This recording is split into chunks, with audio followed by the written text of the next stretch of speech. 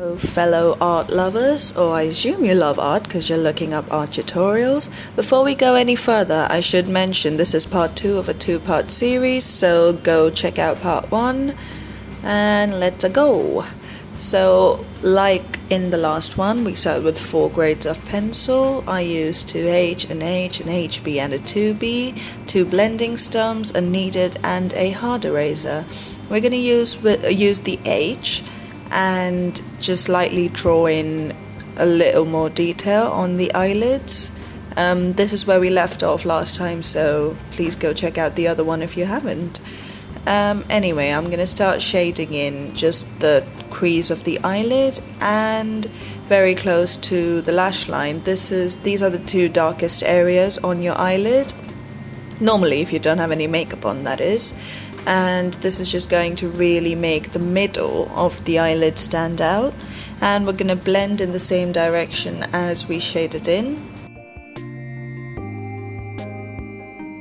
I'm just adding some more detail to parts that may have become smudged or may have disappeared since the last time I saw this piece, so yeah, that's just what I'm doing right now.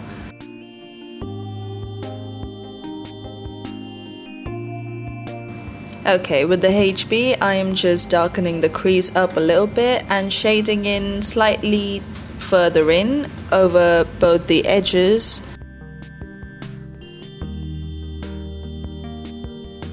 And with the blending stump, we're going to blend again in the direction that we shaded in.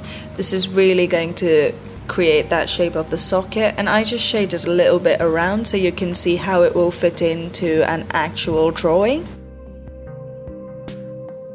And here I'm just defining the lash line, but that's just for my purposes.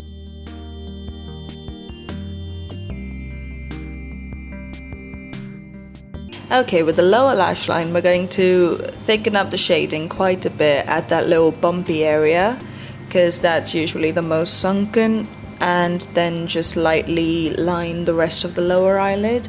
Make sure you're not using very dark lines or very dark shadows here though, because otherwise it's going to look like your subject has dark circles or bags under their eyes.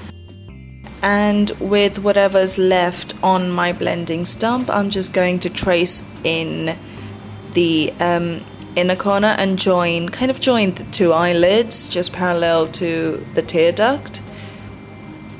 And the great thing about using a blending stump with color on it is that you can add some shading without harsh pencil lines. And I'm also just shading a little bit just below the waterline.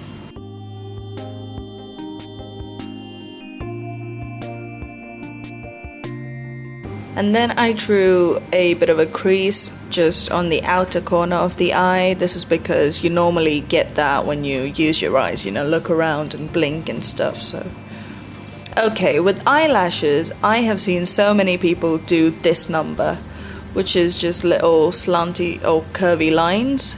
Don't do this. Like, really, don't do this. Repeat after me. Eyelashes are Eiffel Towers. They're usually clumped at the base and fan out at the top, which is why they appear very, very thick and triangular at the base. And they will be sort of straight in the middle, like if you're looking straight on at the subject, they're going to be really straight in the middle and then sort of skew out towards both edges. And you're also going to make sure to draw some sort of single strands and wispy ones, because not every single eyelash is in a cluster or clumped. And also, as a rule of thumb, men usually have thinner or more wispier eyelashes than women do. Also remember to draw into the sclera a little bit, so it looks like the eyelashes are really flowing with the shape of the eyelid. And they will get thinner and less dense as you go closer to the tear duct area. For the lower lashes, you're going to do the same thing, but upside down and smaller, and you are going to make sure they're not so clumped or thick. And there's also going to be a lot of, random bits here, a lot more compared to the upper lash line anyway. Then I switched to a thinner pencil just to make them even less conspicuous. Now here I'm just blending the root of them together just to make them look a lot more sort of fuller and connected. But you can skip this, especially if your subject is male or just has less dense eyelashes.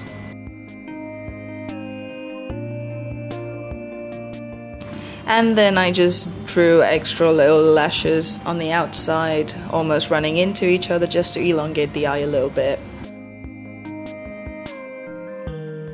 Then I added a bit of, skin detailing on the inner corner. If you would like, I would be glad to do a tutorial on various skin textures and things like that. So let me know in the comments below if you're interested in that sort of thing.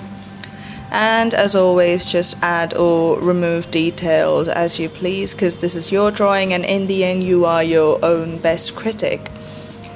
But yeah, that is pretty much it. This isn't nearly as detailed as the last one was, is it?